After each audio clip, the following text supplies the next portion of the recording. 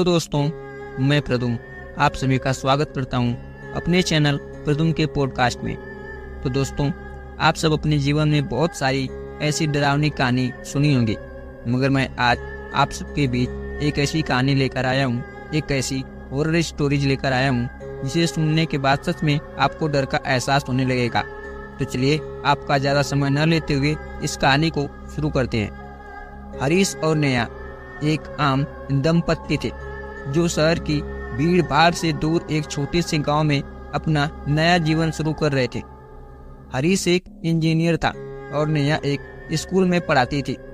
दोनों ने हाल ही में एक नई कार खरीदी थी और उसी का आनंद लेते हुए एक लंबी ड्राइव पर जाने का फैसला करते हैं। यह कहानी उनके साथ हुई एक रात की भयानक घटना की है, जिसने उनकी जिंदगी को बर्बाद कर दिया और हमेशा के लिए उनकी जिंदगी को बदल दिया। रात के समय हरीश और नेहा अपनी कार में बैठकर गांव की सड़कों पर चलना शुरू किया। वह एक सुनसान और घुमावदार रास्ता था जो जंगल के बीच से होकर जाता था।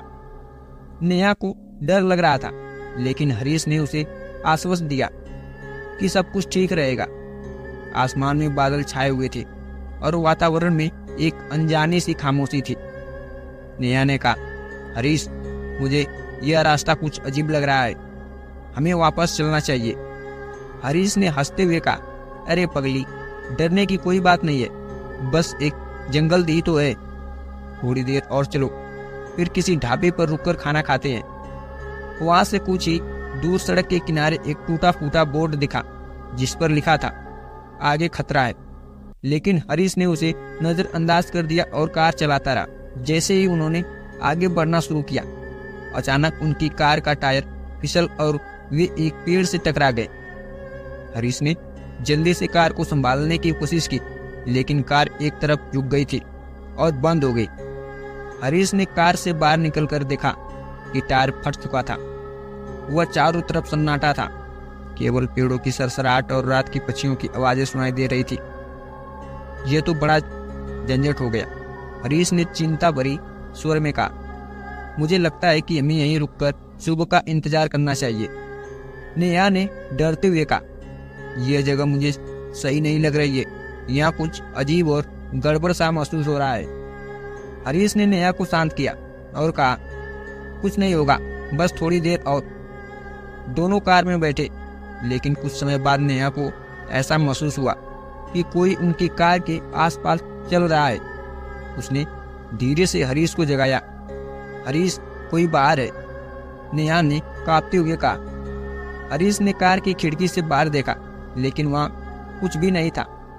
तुम बेवजह डर रही हो, नेहा, कुछ नहीं है यहाँ। लेकिन तभी अचानक कार के पिछले हिस्से पर जोर से किसी ने दस्तक दी। दोनों घबरा गए और जल्दी से बाहर देखा, लेकिन वहां भी कोई नहीं था। अब तक हरीश को भी डर लगने लगा था। उसने सोचा कि शायद यह कोई जानवर होगा, लेकिन उसके मन में एक अजीब सी बेचैनी थी। हमें यहाँ से निकलना होगा, नेहा ने जोर देकर कहा। हरीश ने फिर से कार स्टार्ट करने की कोशिश की, लेकिन कार चलने से इनकार कर दिया था। तभी अचानक जंगल के बीच से एक औरत की धीमी सी हंसी की गूंज सुनाई दी।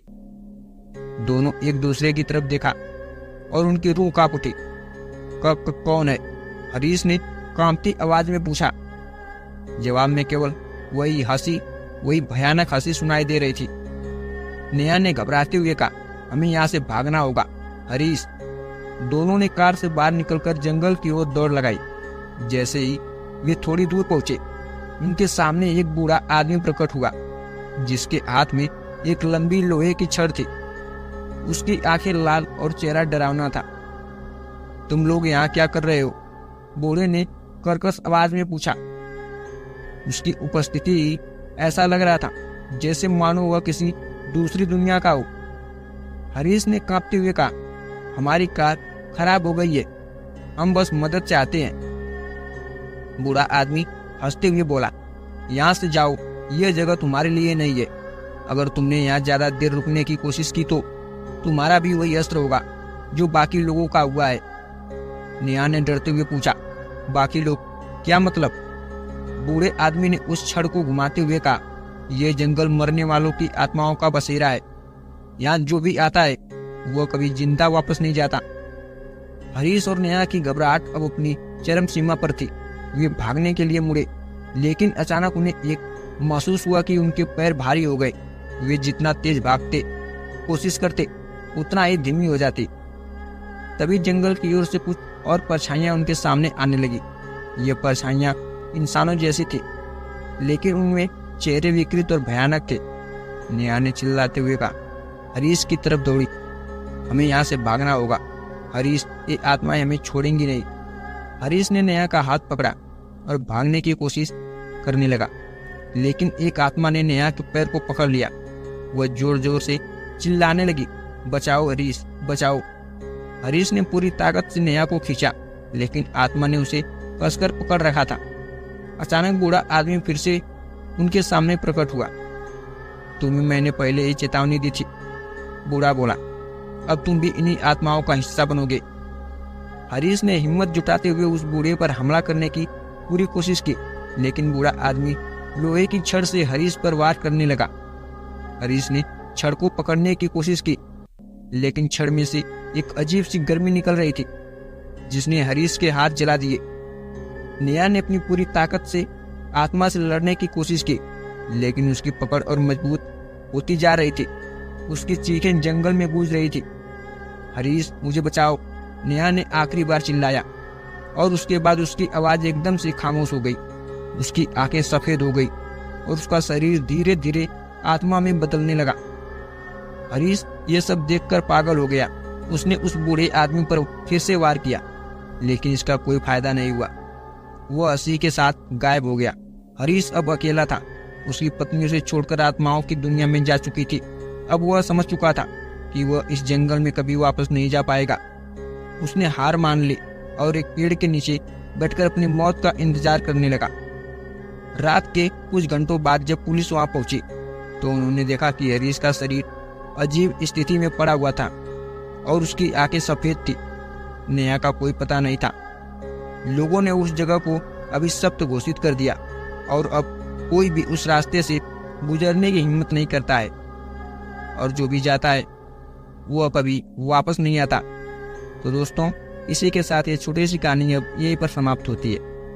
यह कहानी आप सबको कैसी लगी? यह कहानी आपको पसंद आई हो तो प्लीज़ वीडियो को लाइक, चैनल को सब्सक्राइब जरूर करें। तो चलिए मिलते हैं ऐसे ही छोटी सी कहानी के साथ, एक ऐसी इंटरेस्टिंग कहानी के साथ नेक्स्ट वीडियो में। तब तक के लिए आप सभी का धन्यवाद।